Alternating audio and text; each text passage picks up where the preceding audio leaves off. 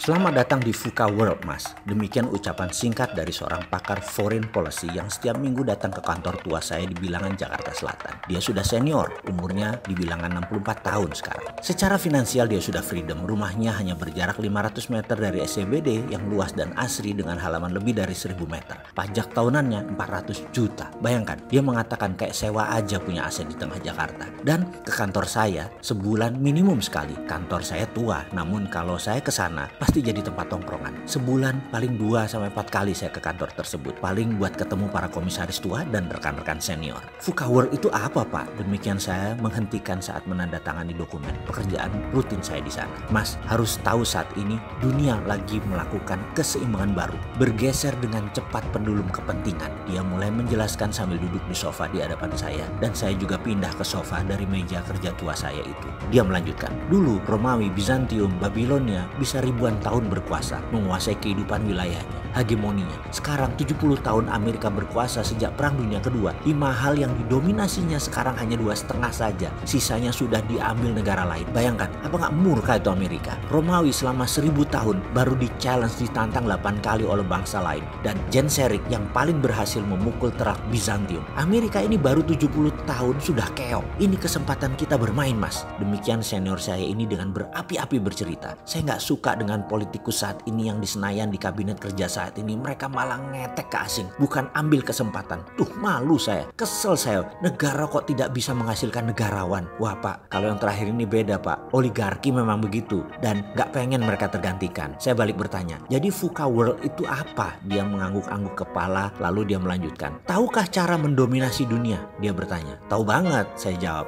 Dari colonialization 1.0 sampai yang terakhir colonialization 5.0 ya hafal luar kepala. Kolonialisasi 5.0 ala Cina sekarang, okupansi Indonesia kan, kata saya menjelaskan. Dia mengangguk dan berkata, tapi sayang ya, gak ada yang sadar elit negara ini dan politikusnya. Iya, Indonesia adalah extended quasi teritori kan. Sudah kita teriak lama dan sudah tahu kita langkah Cina. Ya begitulah kalau pejabat tidak mengerti bahwa tidak ada freelance, minta foreign investment masuk dari Cina. Ya protokol colonialization 5.0-nya langsung dijalankan, dikasih karpet merah pula, kata dia. Gara-gara kelemahan seperti gini, negara kesatuan tuh bisa bubrah nantinya. Ya awalnya karena tidak paham pergeseran interest negara besar. Kedua, intelijen negara tidak terlalu membaca hal ini. Elit tidak paham, arahnya menakutkan, disintegritas dan ekonomi nukik ke bawah. Oke, saya minta kembali menjelaskan VUCA itu apa sih, Bos? Begini melihat VUCA, kalimatnya mulai terarah. Dunia saat ini mengalami aging society. Penduduk yang berusia tua itu semakin banyak, betul?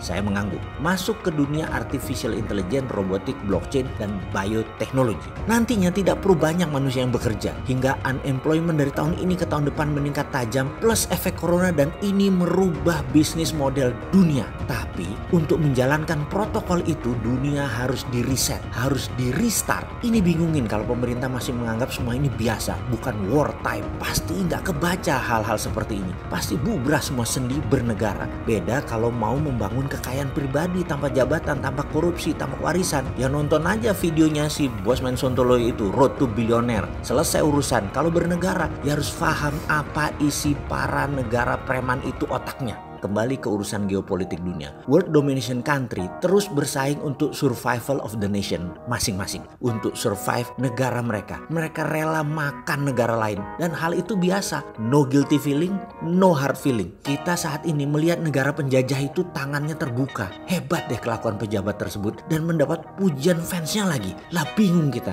Negara mau hilang asetnya kok nggak nyadar. Lalu ada Cold War dan Cold War 2.0 antara Rusia dan Amerika. Lalu Cina ada obornya One Belt One Road-nya Cina yang mengikat setengah penduduk dunia, lebih dari 70 negara dengan jebakan pinjaman atau dikenal dengan debt trap finansial. Cina adalah pemenang dalam financial world domination. Ini membuat Amerika shock. Hanya 70 tahun berkuasa, Amerika mendadak tersaingi Cina. Karena itu Amerika menguatkan military domination-nya. Amerika memilih main preman mengacak-acak dunia, yaitu dengan kebijakan VUCA tadi. Makanya saya mengatakan selamat datang di VUCA VUCA World. VUCA lahir dengan desain membuat dunia tidak jelas bentuknya, kacau, dan perlu pengendali dunia yang namanya Amerika. Itulah mengapa virus biological warfare corona dilepas. VUCA itu singkatannya adalah vulnerable, uncertain, complex, dan ambiguity. Lihat Indonesia sekarang, masih mikir lokal hal ini, masih mikir sentimen agama, masih mikir politik 2024, pikir rakyat komandan,